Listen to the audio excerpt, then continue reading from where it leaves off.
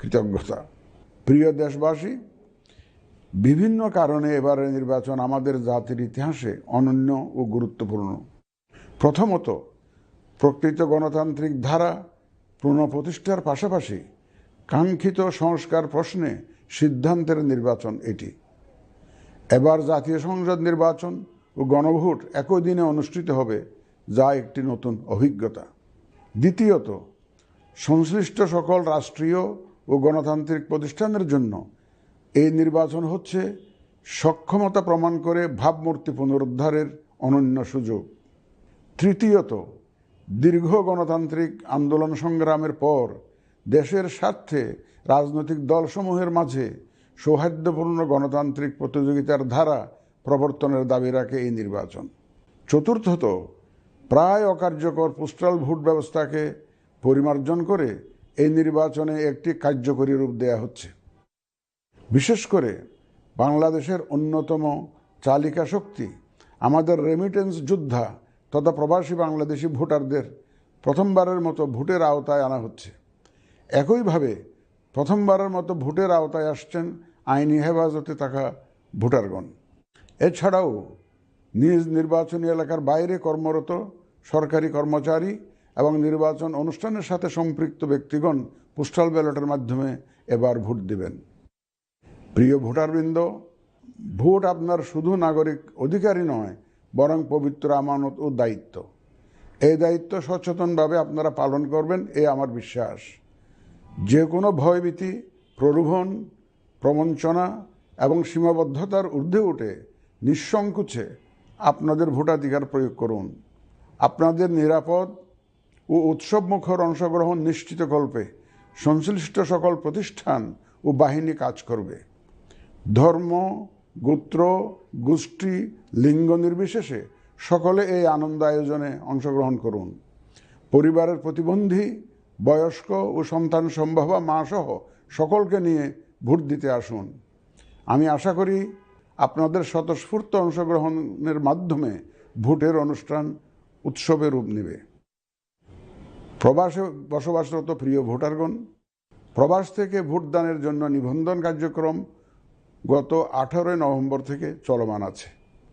আগামী 25শে ডিসেম্বর পর্যন্ত postal vote BD অ্যাপের মাধ্যমে পৃথিবীর যে কোনো স্থান থেকে ভোটদানের জন্য আপনারা নিবন্ধন করতে পারবেন।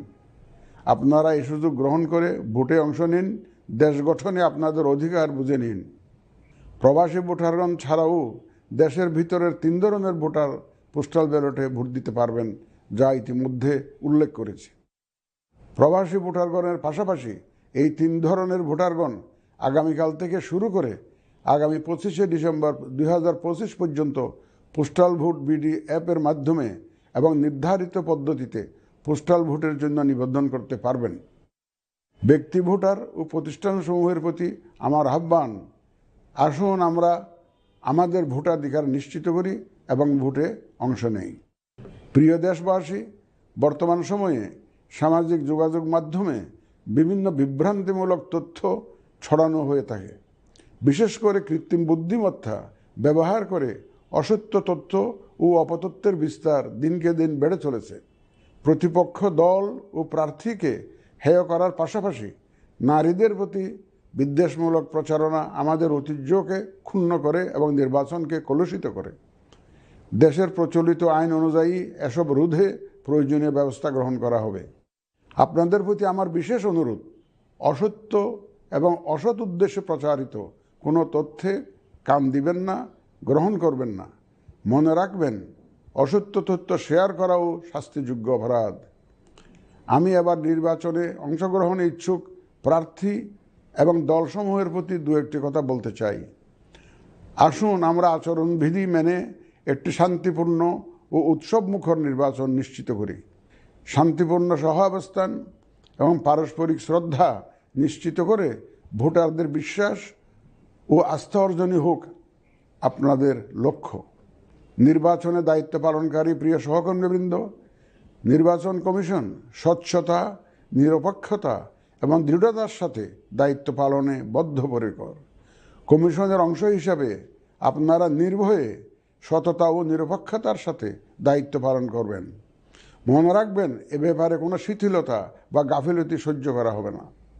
একটি সুন্দর ও গ্রহণযোগ্য নির্বাচন অনুষ্ঠানে সংবাদ মাধ্যম ও পর্যবেক্ষক সংস্থার সহকর্মীদের ভূমিকা অপরিসীম। আপনারা স্বাধীনভাবে সর্বোচ্চ পেশাদারিত্ব, নিরপেক্ষতা ও বস্তুনিষ্ঠতার সাথে আপনাদের দায়িত্ব পালন করবেন, এটিই আমাদের প্রত্যাশা। প্রিয় দেশবাসী, আমি এই পর্যায়ে নির্বাচনী তফসিল তথা নির্বাচন সংক্রান্ত সময়সূচি ঘোষণা করছি। আগামী 2026 সালের ফেব্রুয়ারি মাসের 12 তারিখ রোজ বৃহস্পতিবার 300 আসনে ত্রয়োদশ জাতীয় সংসদ সাধারণ নির্বাচন এবং একই সাথে